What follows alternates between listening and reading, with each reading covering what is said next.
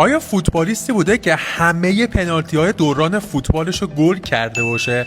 ما باید فوتبالیستایی رو در نظر بگیریم که حداقل 50 پنالتی زده باشن، چون توی تعداد پایین احتمال گل کردن همش خیلی زیاده. از بین بازیکن‌های فعلی که حداقل 50 پنالتی زده، لواندوفسکی بهترین آمار رو داره. بیش از 90% پنالتی‌های خودش رو گل کرده که یه آمار فوق‌العاده است. ولی اگر توی تاریخ فوتبال نگاه کنی، بازیکنایی بودن که آمارهای استثنایی داشتن. مثلا متئو لوتوسیه، بازیکن سابق ساوثهمپتون، از 47 پنالتی که زده 46 تاشو گل کرده. یعنی حدود 50 پنالتی که ما در نظر میگیریم و زده و آمار فوق‌العاده‌ای داشته. ولی بهترین پنالتی زن تاریخ بدون شک هوگو سانچزه، بازیکن مکزیکی سابق رئال مادرید.